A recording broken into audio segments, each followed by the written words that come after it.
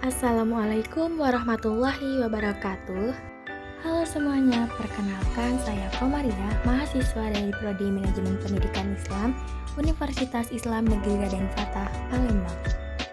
Pada kesempatan kali ini, saya akan menjelaskan mengenai kurikulum Merdeka untuk memenuhi tugas mata kuliah pengantar kurikulum. Yang pertama yaitu latar belakang. Jadi, setiap kurikulum yang telah berlaku di Indonesia dari periode sebelum tahun 1945 hingga kurikulum tahun 2013 memiliki beberapa perbedaan sistem.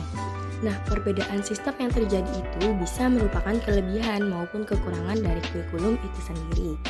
Kekurangan dan kelebihan tersebut dapat berasal dari landasan, komponen, evaluasi, prinsip, metode, maupun model pengembangan kurikulum. Nah, untuk memperbaiki atau melengkapi kekurangan yang ada, maka disusunlah kurikulum yang baru yang diharapkan akan sesuai dengan kebutuhan masyarakat dan tuntutan zaman. Kurikulum Merdeka Belajar sendiri dikembangkan sebagai respon terhadap hasil Program for International Student Assessment atau PISA yang menunjukkan bahwa 70% siswa usia 15 tahun berada di bawah tingkat kompetensi minimum dalam memahami bacaan sederhana atau menerapkan konsep matematika dasar. Baik, selanjutnya dalam video ini saya akan menjelaskan beberapa poin, yaitu yang pertama, apa pengertian kurikulum merdeka? Yang kedua, apa tujuan dan manfaat dari kurikulum merdeka? Yang ketiga, apa saja karakteristik kurikulum merdeka? Yang keempat, apa saja tahapan implementasi penerapan kurikulum merdeka? Yang kelima, apa saja dampak positif dari kurikulum merdeka? Dan yang terakhir, yang keenam, apa saja dampak negatif dari kurikulum merdeka?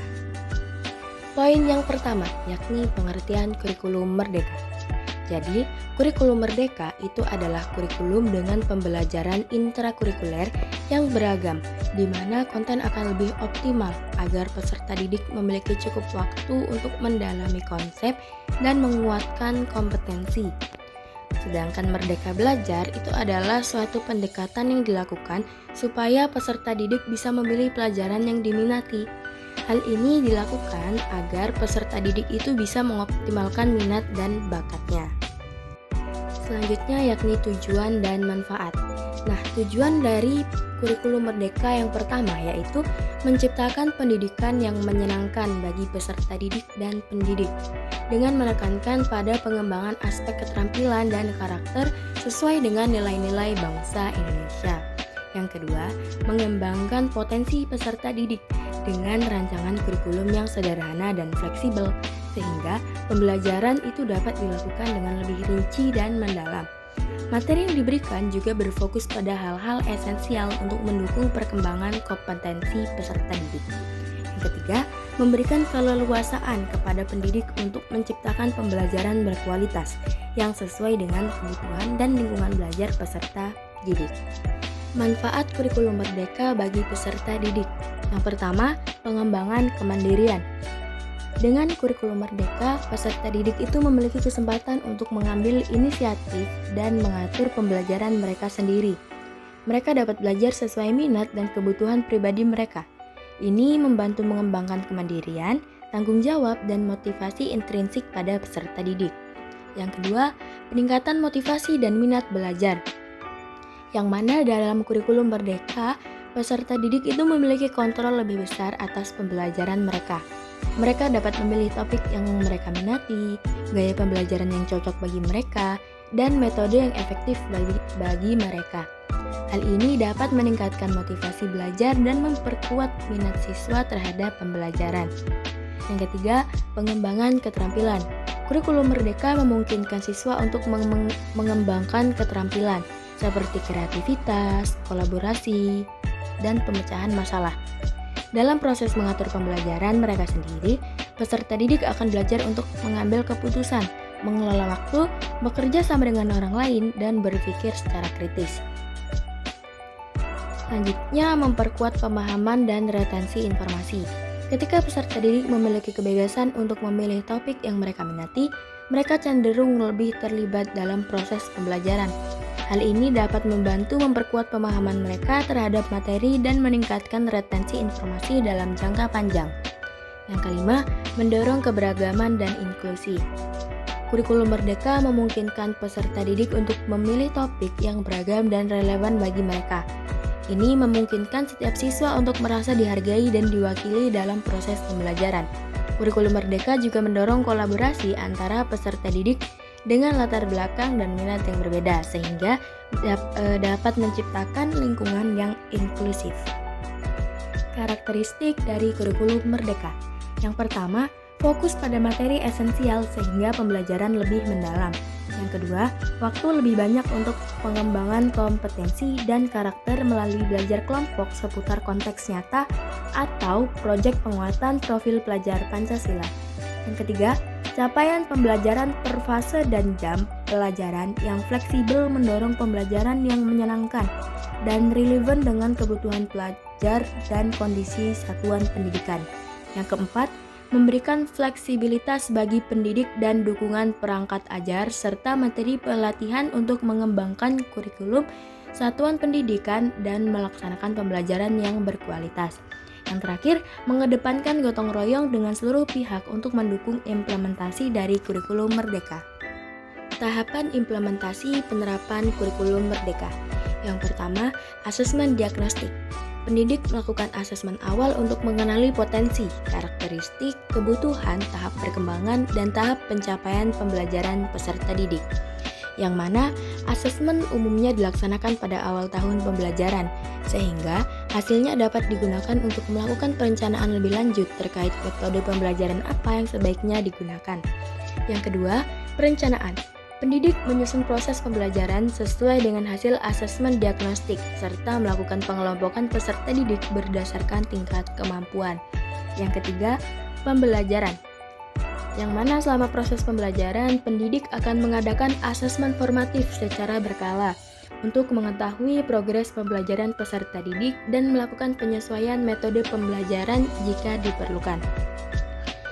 Yang mana pada akhir proses pembelajaran, guru juga bisa melakukan asesmen sumatif sebagai proses evaluasi ketercapaian tujuan pembelajaran. Dampak positif dari kurikulum Merdeka. Yang pertama, lebih sederhana atau mendalam. Yang mana kurikulum Merdeka ini lebih fokus pada materi yang penting atau esensial, sehingga belajar lebih mendalam dan tidak terburu-buru. Yang kedua, lebih merdeka, yang mana guru nantinya dapat mengajar sesuai tahap capaian dan perkembangan peserta didik. Sekolah juga memiliki kebijakan untuk mengembangkan kurikulum sesuai dengan satuan pendidikan dan kemampuan kita sebagai siswa. Yang ketiga, lebih relevan dan interaktif, yang mana pelajaran akan lebih terkait pada hal-hal yang sedang terjadi dan bisa dijadikan bahan diskusi antar peserta didik selama pelajaran. Dengan demikian, peserta didik bisa mengenal hal-hal yang baru dan bisa mengembangkan kemampuannya melalui diskusi. Kurikulum ini juga memberikan ruang terbuka untuk peserta didik mengeksplorasi dan mengekspresikan keinginan minat belajar mereka, di mana agar kedepannya itu peserta didik memiliki jiwa kompetensi yang baik dan karakteristik yang baik pula. Proses pembelajaran juga menjadi lebih menarik dan tidak membosankan sehingga membuat peserta didik menjadi nyaman dan lebih menikmati proses pembelajaran. Yang keempat, melengkapi kekurangan yang ada pada kurikulum sebelumnya, yang mana kurikulum baru ini yang pasti sudah didesain dengan menelaah lebih lanjut apa saja yang menjadi kendala pada kurikulum sebelumnya. Dampak negatif kurikulum Merdeka. Yang pertama, kemungkinan terjadinya kesenjangan antara sekolah yang memiliki sumber daya yang cukup dengan sekolah yang kurang mendapat perhatian dari pemerintah. Hal ini dapat menyebabkan terjadinya ketidakmerataan dalam penerapan kurikulum Merdeka di seluruh sekolah di Indonesia. Yang kedua, kurangnya persiapan dan pelatihan bagi guru dalam menerapkan kurikulum yang baru ini. Nah, yang mana kurikulum Merdeka itu menuntut guru untuk memiliki kemampuan dan keterampilan baru dalam pembelajaran berbasis kompetensi dan inovasi. Namun, tidak semua guru itu memiliki pelatihan dan persiapan yang cukup untuk mengimplementasikan kurikulum ini dengan baik, sehingga kurangnya persiapan dan pelatihan ini dapat menyebabkan kualitas pembelajaran menurun dan mempengaruhi motivasi belajar peserta didik. Yang ketiga, kemungkinan terjadinya ketergantungan pada teknologi dalam proses pembelajaran, yang mana pemanfaatan platform Merdeka Mengajar itu dapat menyebabkan peserta didik lebih mengandalkan teknologi dalam belajar sehingga mengurangi kemampuan mereka dalam belajar secara konvensional. Baik, yang terakhir yaitu kesimpulan. Yang pertama, pengertian. Jadi, kurikulum Merdeka adalah kurikulum dengan pembelajaran intrakurikuler yang beragam di mana konten akan lebih optimal agar peserta didik memiliki cukup waktu untuk mendalami konsep dan menguatkan kompetensi. Yang kedua, tujuan. Nah, tujuan dari kurikulum Merdeka yaitu memberikan keleluasaan kepada pendidik untuk menciptakan pembelajaran berkualitas yang sesuai dengan kebutuhan dan lingkungan belajar peserta didik. Yang ketiga, yakni manfaat. Manfaatnya ialah mengembangkan minat dan bakat peserta didik sesuai dengan kemampuannya masing-masing. Tahapannya ada 3, yaitu yang pertama asesmen diagnostik, yang kedua perencanaan, dan yang ketiga pembelajaran. Dampak positifnya yaitu antara lain lebih sederhana dan mendalam serta melengkapi kekurangan yang ada pada kurikulum sebelumnya.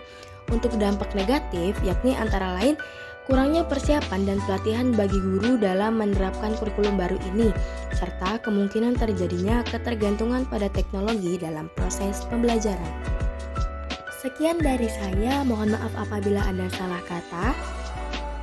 Thank you for watching guys.